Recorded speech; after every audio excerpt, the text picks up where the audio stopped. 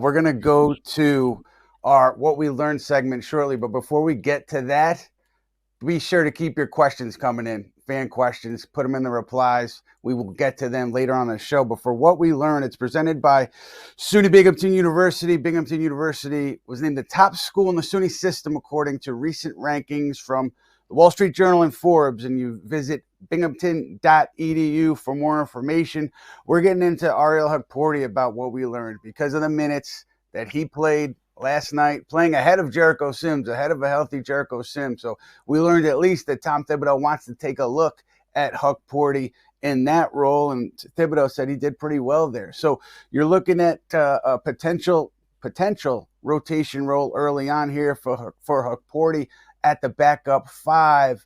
When you guys look big picture, CP backup five, do you trust what you're seeing so far from a Hukporti or a Sims? Are you desperate for the Knicks to go out and get somebody? I know it's early to make these kind of proclamations, but what is your gut so far?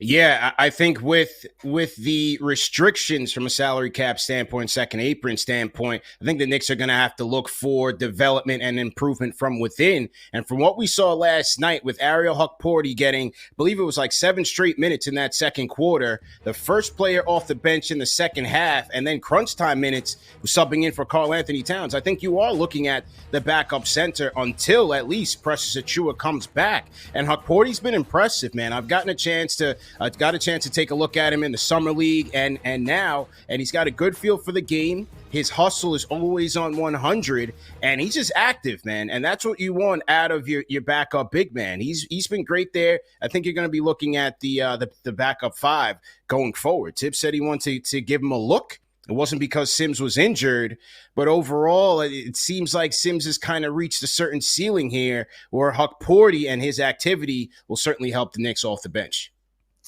Brendan, Jericho Sims, what has he shown you so far? Do you understand why Tibbs wanted to take a look at Hukporti over Sims late against Cleveland? 2 years ago, Sims was very much the backup center. He's a very good runner. He's a very mobile defender. His drawback is that even when he gets an offensive rebound, if he can't, jam it, and he has to make a move to try to get it to the board, he has an inability to do so. And he hasn't gotten much better at it over the years. He can catch right at the corner of the board, and he can't score. He gets a good offensive rebounding opportunity. He could just do one dribble and lay it in the basket, and he turns around, he passes out the three. You like the fact that he has a hustle contingent about himself and he can rebound, but if you're a complete zero as an offensive player, even as a dribble handoff guy and whatever, that's not going to get you very far in a game like last night that's a high-level NBA game. Hukporti, really quickly, in the summer league, he can really catch the ball. You go pick and roll, throw the ball to him inside, he will catch it. He has a great set of hands. The two things I liked about him in the game last night, he was up top as the trailer. He was dictating the offense. He wasn't just being scared up there. He was pointing and looking for cutters. And then naturally, the drive and the dunk in the teeth of a very big game, the fact that he made it was awesome. But the other part that was great about it is that he did it.